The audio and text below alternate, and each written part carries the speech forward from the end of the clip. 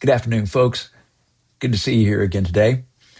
Want to apologize to you for not getting this new video up on Monday.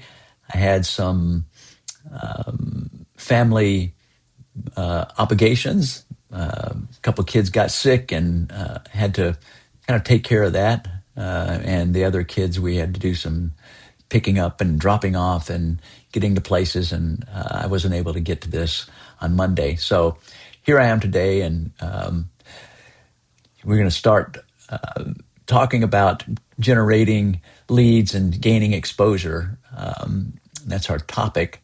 The first thing we want to look at is what that means, generating leads and gaining exposure. It's really the beginning of developing a business model. And what is a business model in writing and publishing? Well, it's starting to put together a process by which you can start finding and identifying the demands for leads. And leads are really, it's in some ways a sales term. Leads are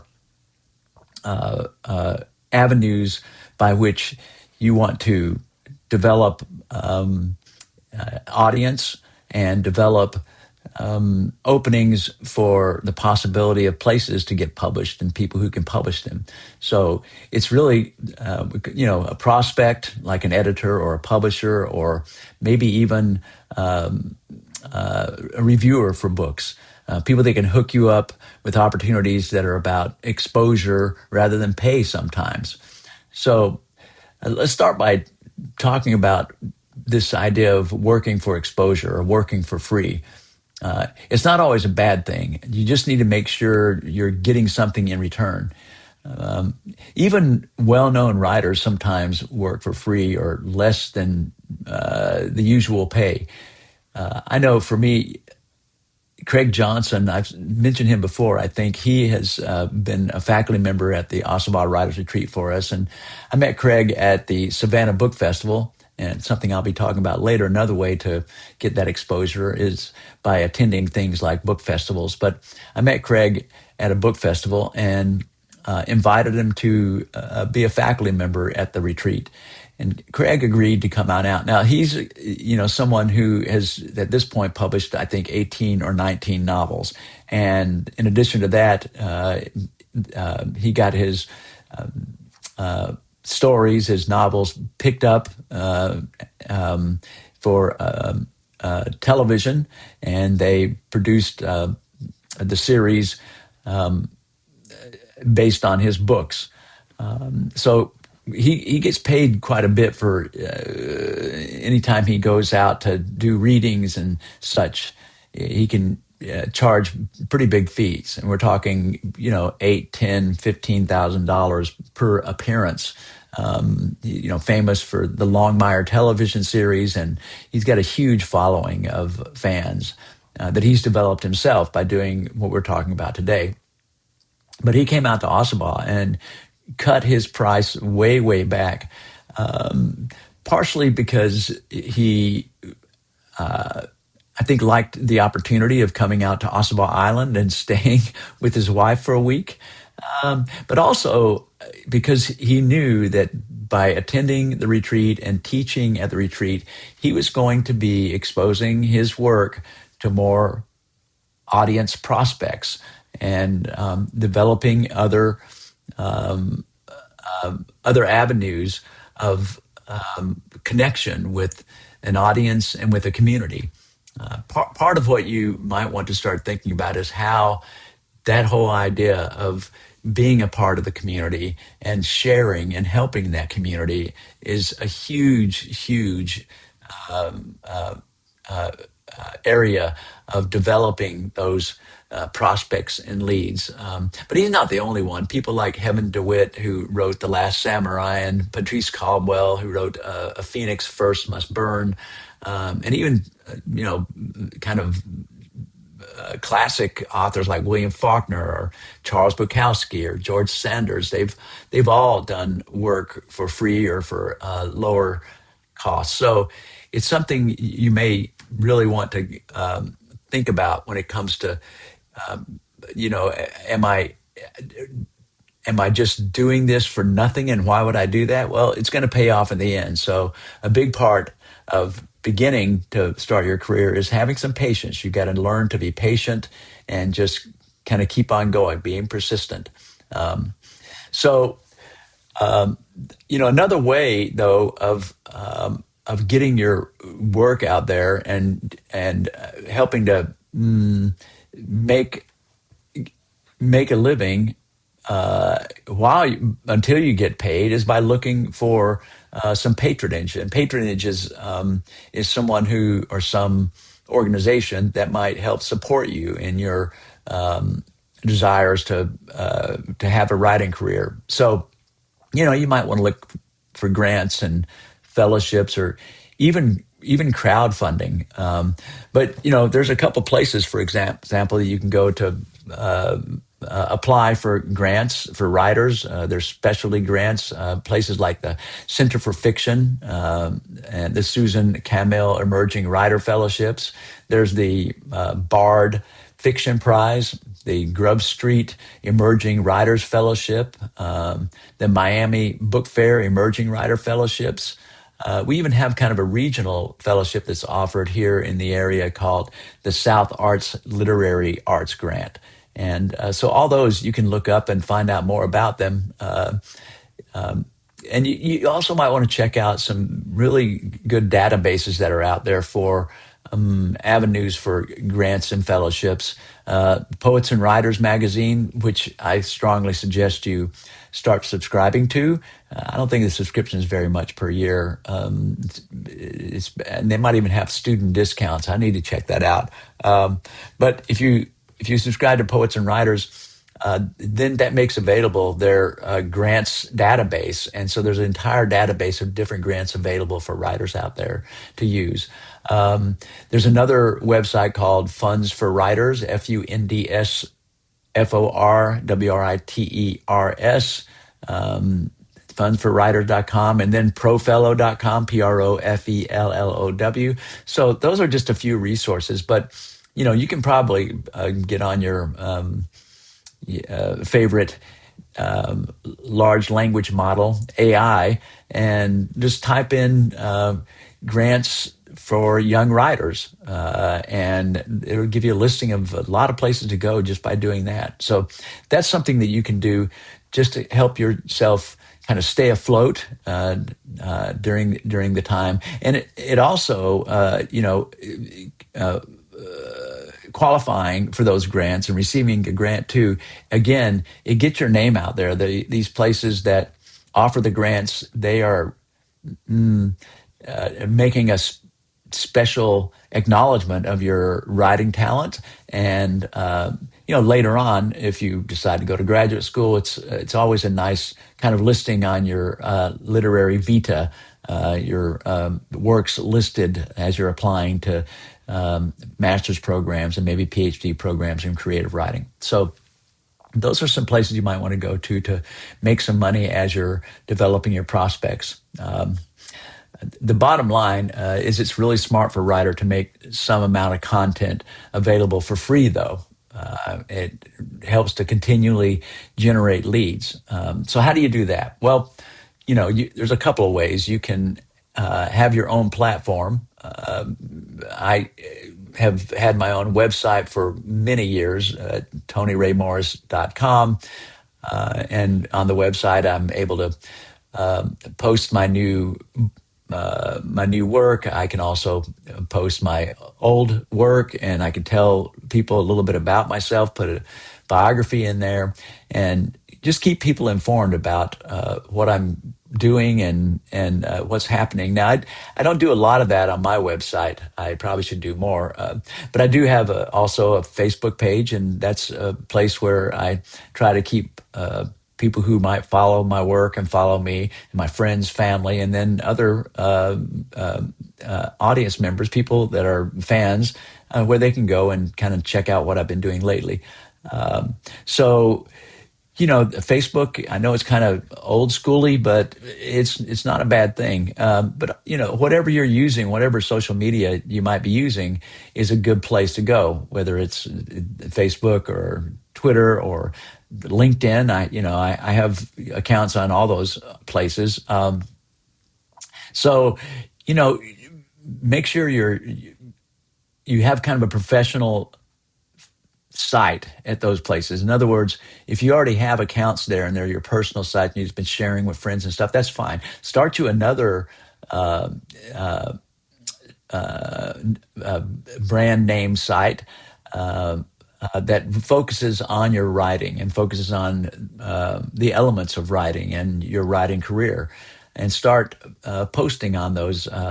On those platforms, so that you can really kind of push up the visibility of you and your work out there.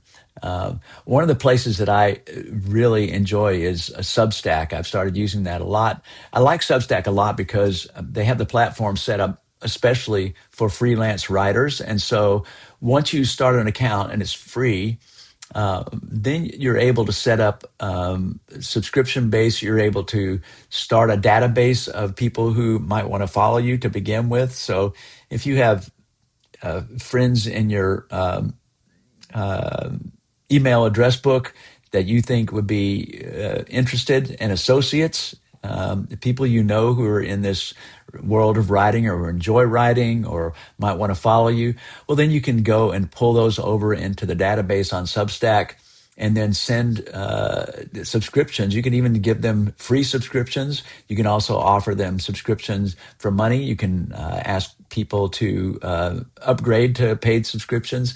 They have buttons that you can just apply to whatever you're writing on the platform, and then the platform itself allows you to write the stories in the platform. You can write them, off the platform and then copy and paste them into the platform, but you can write them right in the platform. You can put in other forms of media, recordings, videos.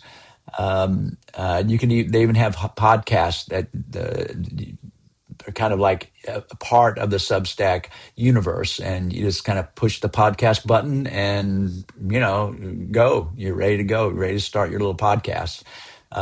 So that's a really nice place to go, and not only are you getting um, uh, your own audience built up, but at the same time, you are also exposed to a lot of other writers that are using Substack. Some of them very famous, some of them not. You probably not heard about, but you'll discover a lot of people doing some good work on Substack, and it gives you the opportunity to like their work, to maybe to subscribe to them. A lot of them, again, you can get free subscriptions to start, and maybe the free subscription will not give you all the content that they produce, but it gives you some content and the ability to get more if you'd like.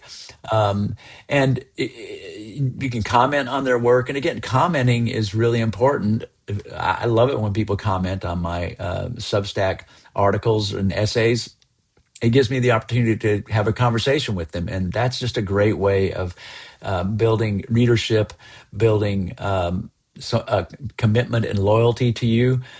So that when your first novel comes out, or your first book of poems, or your first memoir, or even if you publish someplace else, well, then you can let them know that you can make an announcement up there and tell them about it, and you have a fan base developing already. Um, so you can also look at publishing, especially publishing at literary journals. Now, many of the literary journals out there don't necessarily pay a lot, but it's worth it because they may pay in a couple of issues. So you get a couple of free issues of your of the journal in which you're published, and a lot of times they offer you discounts. So if you want to get buy some extra ones and give them out to your friends who will pay less for them by buying them through you, well, then it's okay too.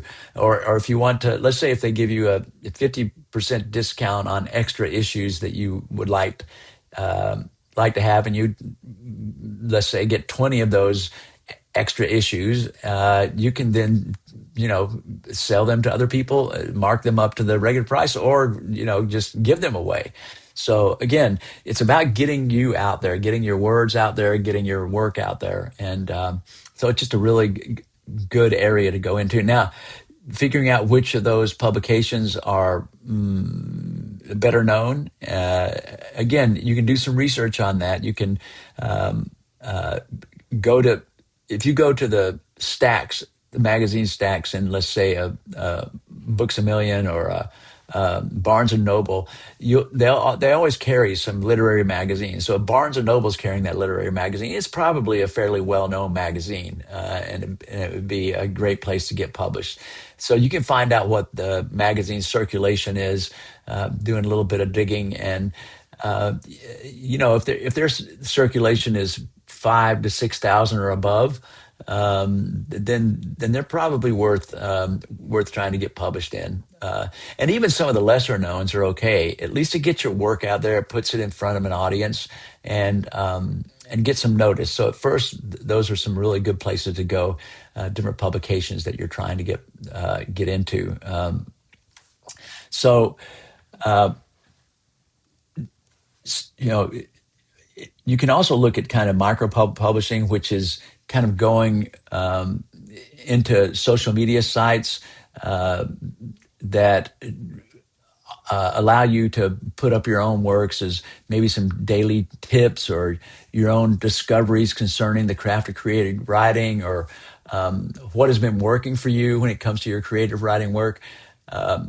Remember, and you can do this on your Facebook page if you have a Facebook page, or in Twitter, in any of those. If you start publishing, once a day or once a week, let's say just a thought or an idea or a quote from a famous writer, and say a few words about it, and you start sharing that every week, then your readers will get used to getting that, and they will start going to that social media site and checking on it once a week or once a day, however often you do it. I think the important thing is to try to be consistent. Try to be consistent. If you're doing it once a week, then really try to hit that once a week on the same day that you do it, because people come to expect that and they go looking for it. So that's a great way of kind of getting your name out there, and it's also a way of becoming a part of the writing community. So. The book talks about blogging, but that for me, Substack is really the same thing. We don't even talk about blogging much anymore. But the book's a little bit older, and so that's why it brings that up. But I would just go onto something like Substack for that, and then a couple other places where you can maybe.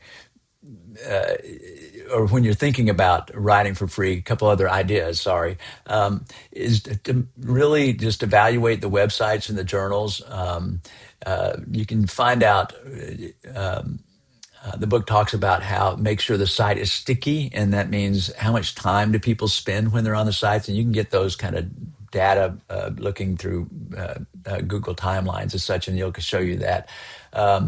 The more large the site, the chances of finding a spot to be published on might be a little bit more iffy, because there's so many people that are sending submissions into them and sending ideas into them. So, but it's still worth a try. It's still worth it's still worth the time to put some offerings up to them. You never know when you might hit, and it'd be nice to get published on one of the bigger websites that are out there, the literary websites that are out there. So, really, I think, as I mentioned before, you really want to look at your promotional side and developing leads side in this idea, in this frame of being a part of the literary citizenship that's offered there. That's out there. And so to do that, maybe even you might want to offer some regular book reviews, or talk about new book releases, or do interviews and put those up on your social media site. And these can generate leads in several ways. Number one, you're getting exposure, but number two is that when you interview an author or when you review their books, it gives you an opportunity to get to know the writer and maybe even find a talent uh, that you might want to mm, uh, be a part of your new community that you're developing. Okay, so uh, I think so those literary journals that we're talking about, a couple of them that you might want to check out are like Southern Poetry Review or Antioch Review or Midwestern Review or Hawaii Review or even Paris Review. These are all pretty big, well-known journals, and there are really a lot more. And again, if you can get into one of those, even though the book says it's not the best way to create a lead, it's a lot of writers have been discovered because agents tend to pick up those smaller literary journals that are well known, have been around for 30, 40, or 50, or maybe even 100 years. Poetry magazine's been around for over 100 years. So they read this stuff in those magazines, and it's how they get some leads for themselves. So uh, give that a shot, really. Um, there's also some what she calls offline opportunities, and really these are conferences and readings and book festivals. Here in our region, there's a group called Seersucker Live, and they usually put on a couple of performances a year. It's a group of writers here in Savannah. Some fairly well-known writers here in the area, and they put on kind of a show that includes literary events and fun like literary bingo and things like that. But also, participate in open mic nights. It's again a way to get involved in your local community and find out who's doing what in your area. You can also start your own writing group or attend local community writing classes. Even better if they'll let you kind of give a demonstration or a talk about the craft of writing. So those are some ideas about how you want to start developing a business plan for your writing, right? And so you spend some time writing out some of the ideas here, and then once you write the ideas out, make some goals about what you're going to do with these ideas, meaning put them into action and develop a timeline and a plan to do that. Just list things out and say, here are the things that I need to start doing. I'm going to check these tasks, turn them into tasks, and then start checking those tasks off. And even give yourself a deadline to do it. I love deadlines. I live on deadlines. If I have a deadline, well, then I almost always keep my deadline. I mean, 99% of the time, I'm keeping a deadline. But there's just something about my personality that I need that deadline. So set a deadline for yourself, and then get those tasks done. Right? Join the writing community. Put out your own work for free out there sometimes, especially at the beginning. It's the only way you're going to kind of get people out there to know that you're even a writer, or that you want to be, that you're looking for professional opportunities, and you're getting yourself exposure. You're developing an audience. You're doing all the things you'll need to do to be a successful writer as you move ahead in this journey that you're on. And as I said at the beginning, be patient. Be patient, but do right. Act. It's not. You can't just wait. You have to start acting. So, I hope that's helpful today, and I hope you guys have a great week. And I look forward to reading through your assignments and getting some feedback to you. Okay, so take care. I'll see you next time.